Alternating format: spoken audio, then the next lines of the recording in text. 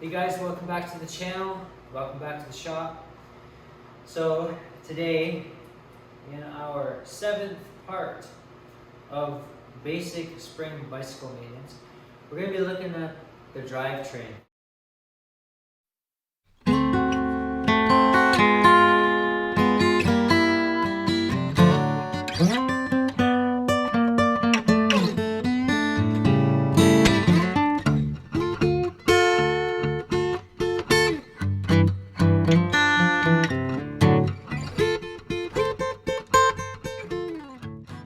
When I talk about drivetrain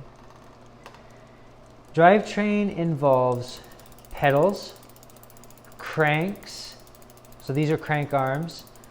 And then you have, on this particular bike, you have a triple chain ring. So each one of these are chain rings, and there's 3 of them, so it's a triple. Then inside, in between the bike at the bottom of the frame there, it's called a bottom bracket shell, and inside there's a bottom bracket. In this case, it's a cartridge bottom bracket, and then it comes out to the other side for the other crank arm and the other pedal on the non-drive side. The other components in the drivetrain are, obviously, we've got the chain. Okay, we've got in this particular case, we have a front derailleur, we have a rear derailleur, and we have, on this bike, it's a cassette. Other bikes will have what's called a freewheel. And to tell the difference, you'd have to have the back wheel off. Doesn't make much of a difference for this video series. We're not going to get into taking off cassettes and freewheels in this series. So let's talk a little bit about the front derailleur first. So front derailleurs, on the more modern bikes, they're doing away with the front derailleur because all it does is add weight and headaches to your bicycling experience. However, a lot of bikes have front derailleurs on them, and front derailleurs are a bit of a pain in the butt, to say the least, to adjust and to tune. So if your front derailleur is not shifting perfectly, or let's say 80 to 90% of how it should be shifting, I would say take it to a bike shop. Basically, what we're going to cover is shifting. You want that nice smooth shift down. You don't want to hear any chain rub. I actually just tuned this derailleur, so it's running perfectly. And then all the way back up. Now, if your front derailleur shifts like that, don't touch it. If it doesn't shift like that, take it to a bike shop. What we're looking for here is just an inspection. So we're inspecting all the pivot points and the limit screws, the pinch bolt for the cable, and the pinch bolt for the actual clamp on the front derailleur. So to check the screws, you're going to need a 5mm Allen wrench, at least in this case. Just make sure they're tight on the cable pinch bolt and the clamp bolt. Make sure it's tight. The clamp bolt doesn't need to be tightened all the way down, 100%. It needs to be tight, but you can't tighten it too much or it'll strip. And then if everything checks out, then leave it like that. Let's check the chain. So basically, what you're looking for here is rust on the chain.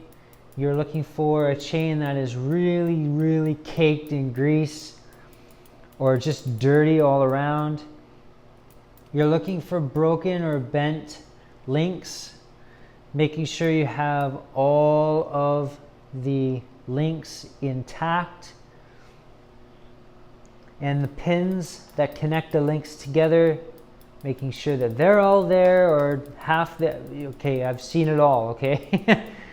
Sometimes I get bikes with a chain that has a link that is all bent where the pin is supposed to go, and literally all that's holding the chain on is the bend in the link. It's just so brutal. I would suggest replace your chain once a season. Every spring, replace your chain. People always say to me, why would I need to replace my chain that much? Because I'll tell you why. If you replace your chain once a year, literally once a year, it's for a chain, it's depending on where you get it, what brand it is, whatever.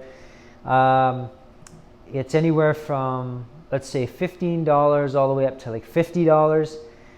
It's the best amount of money you're going to spend, because if you change your chain, that means your cassette and your freewheel and your chain rings up front, everything is not going to get worn down to the chain that's on it.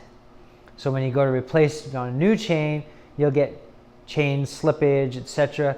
And it costs way more money to replace chain rings and cassette cogs or whole cassettes than it does to replace one chain once a year. So the tool that I suggest that you get is probably a tool that you don't have at home, but this tool is essential for chain maintenance. This is a chain checker tool. So I have the 3/4 to 1 mil. As you can see, 0.75 and 1.0 there. So I always use the 0.75. You put this side in on one of the rollers between the links, and this side goes down. This chain is barely okay. So this chain does need to be replaced. See how this kind of disappears into there, in between the link, in between the two rollers in the link there. If it went all the way down, flush with the chain, then 100% needs to be replaced. However, this chain does have what they call chain stretch, even though a chain doesn't actually stretch. It's the rollers that kind of wear out in the pins. That needs to be replaced, that chain. And like I say, if it was all the way down flush, then it would definitely need to be replaced. But this doesn't have to be replaced right away, but definitely within the next month, depending on how much you ride it. But for sure it needs to be replaced. If you don't replace the chain at this point, then the cog teeth on the rear cassette and the front chain rings will start to wear, and they'll start looking like shark fins. As soon as you get shark fin, you're done. It's over. You need new components. So in saying that, it's a good segue into talking about the rear cassette here, or freewheel, whichever one you have. It doesn't really matter at this point. So you're just checking here basically for wear. You're looking for a perfect groove in all the sprockets, which this one looks really good actually. Now an example of wear, I just replaced, this is a cassette, so this cassette is actually garbage, unfortunately. But you can always tell what gears people ride most in. It's always, usually these 3 or 4 here.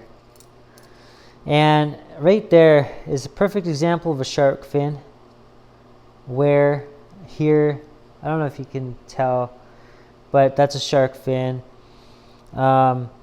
And then here we've got pretty big gaps. I test rode this bike before I changed it, and for sure we had tons of chain slippage.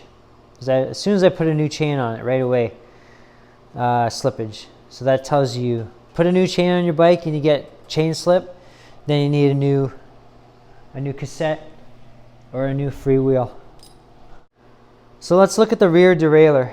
So it's a SRAM 3.0, and this is actually a bike shop bike, like an older bike shop bike. This derailleur, in my experience, is a pretty darn good derailleur. So what we're looking for here, we're inspecting the bolt into which attaches to what this is called a derailleur hanger. So we're just inspecting this, and just inspect the high and low limit screws for rust or anything. Cable rust, it looks good. Coming around the cable cinch bolt, checking for rust, dirt, all that stuff, deposit. The jockey wheels here look clean. Actually, I just cleaned these, so they are clean. The other one there, yeah, so make sure there's no rust and no seizing of the jockey wheels. You'll know if your jockey wheels are seized if you backpedal and the chain doesn't move. Okay, so what we're doing here is we're just checking the tightness of this bolt. That's good. Remember, don't reef this stuff. That was a 5 mil, by the way, for this particular derailleur. And then, because it has a derailleur hanger, I want to check for tightness on the hanger bolts. Oh, that one was loose, and that one's good. So let me show you something that you need a bike shop for. This. So see the derailleur? See how it's bent inward? That's never good. Okay? But it's bent that way because the derailleur hanger is bent. Now if your bike has one of these are meant to bend so that it saves the derailleur from breaking. So say if you fall or you hit your bike rear derailleur on something like a stump or whatever, this is designed to bend so that the derailleur doesn't break. But these are expensive. They can also be aligned. So you, at this point, would take this, because we're not going to cover this in this series because it requires a very specialized tool. It actually requires that tool right there. So this series is not going to cover this. So what you'd want to do is take it to the bike shop and say, I need a derailleur hanger alignment.